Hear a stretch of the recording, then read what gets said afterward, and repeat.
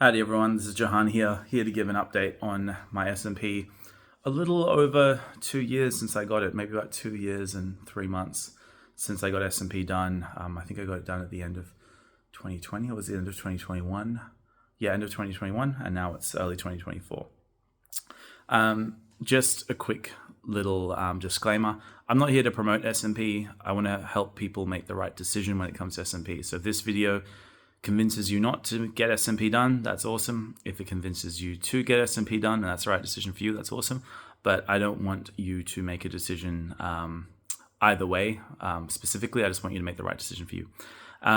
Quick little update. You can see then the dots are still holding up pretty well.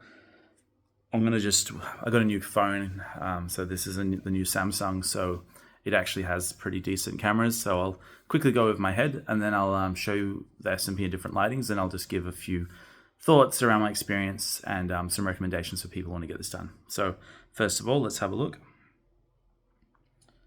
I'm going to try and move slowly, so hopefully this camera lets you see in detail what it looks like. When you get to the back, you can see where my actual natural hair is causing the kind of color that SMP kind of gives. Well, you can see basically where my natural hair ends and you get SMP. I've just done a wet shave a few minutes ago, so there's really no hair there at all. It's only the stuff you can see through the skin. But hopefully, let me just have a look. Yeah, hopefully this is giving you some detail. Look at the other side. Okay, obviously feel free to pause this if that helps you.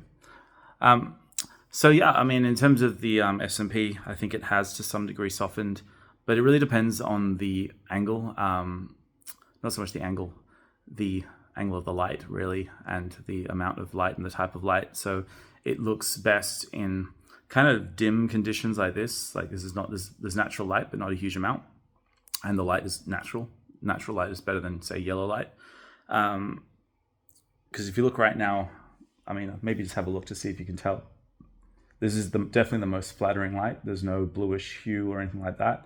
In yellow light, there is a slight amount of blue in the ink, but it's not super obvious. So if I show you pictures of that, you'll probably be like, I can't really tell. Let's go check out some different lighting conditions. So going outside, let's get some direct light. So hold on a second. There we go. So you can see that it kind of largely disappears or becomes very subtle in natural light or direct sunlight, which I like. I think that's one of the pros of getting it done the way I did it. And then let's go inside and I'll try some different levels of artificial light.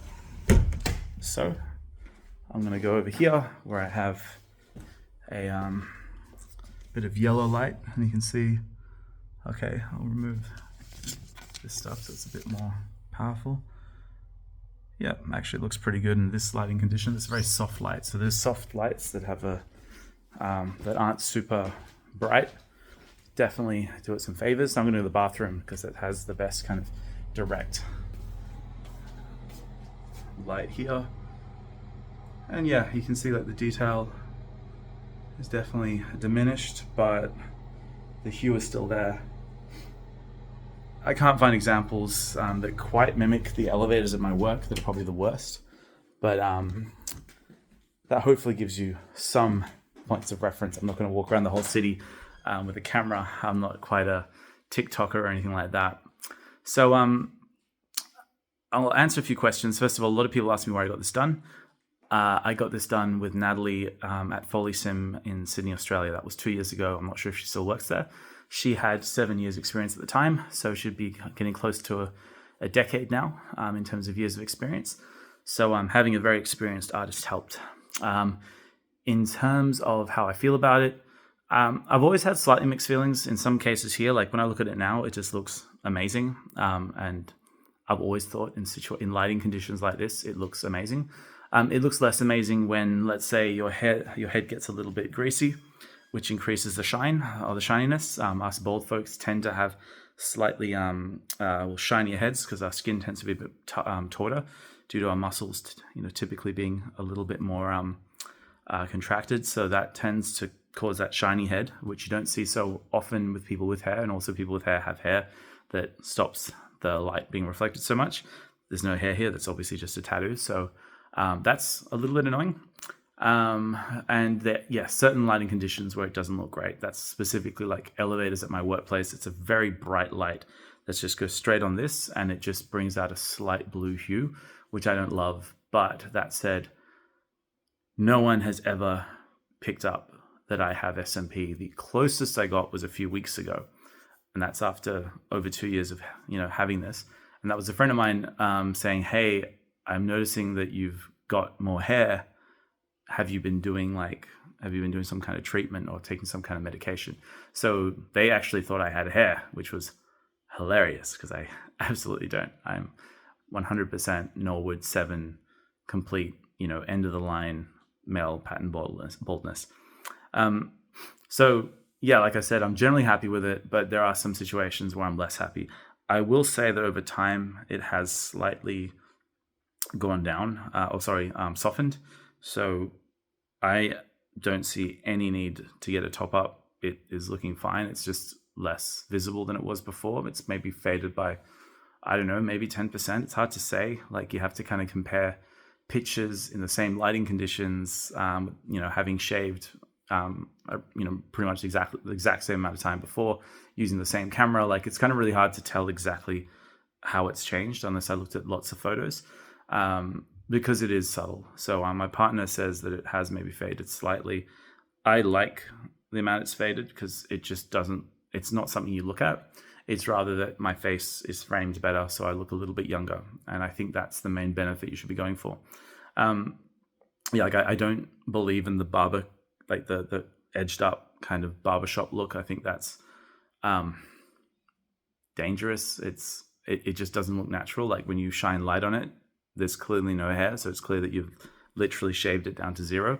And to somehow have like defined lines just will look fake in some conditions.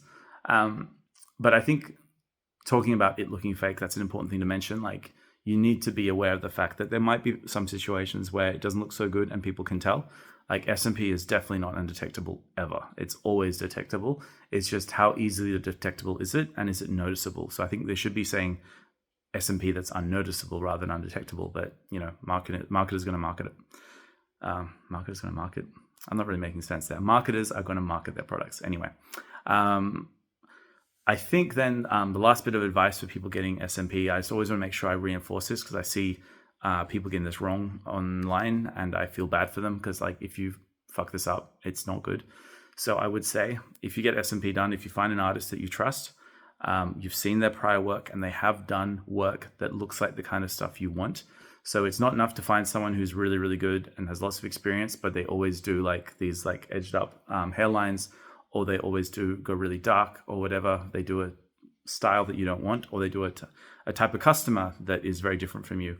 You want to find people of experience working with someone like you, looking to get the results you want to get. And I'm talking about like level of hair loss, the color of your skin to some degree, although like it's more the level of hair loss really. But if you're like albino compared to if you're like African American, like obviously very different scenarios. Like it's a lot easier to mess it up for someone who's super white and has blonde hair.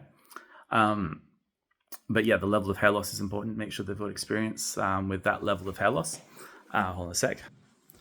All right, had to just move to another room because my partner came back. And once again, you can see a different angle. As you can see here, it is a little bit more subtle. Anyway, just to get back to what I was saying, I really want to stress, if you're getting SMP done, find someone you trust, someone's got experience doing the kind of work that you want to get done. If you want it to be really natural and they've never done anything really natural, don't go with them. You have to be conservative. If they mess this up, it's a nightmare. Make sure you're super clear on what you want. There's SMP and there's SMP. For example, you can get a hairline that's lower, you can get it higher, you can get it to be very sharp, you can get it to be feathered, you can have the temples be very soft, like they are in my case. You saw that before. or you can have them be like really like defined, which I think is dangerous. You can get thicker dots, you can get thinner dots, and get more of them. You can go for like more, like something that pops out more and is more visible, which will be more detectable in certain conditions, but will look better. Like you kind of, the more detectable it is, the more people go, wow, you've got like a full head of hair. And then other times they'll be like, wow, there's something weird going on.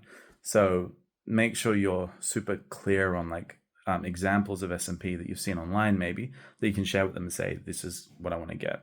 So yeah, that's the advice I have. I hope you found it useful. And if you have any questions, let me know. Sorry, I don't log into this enough, but I'll try to respond to your questions and log in the next few days. Anyway, good to see you all. Ciao.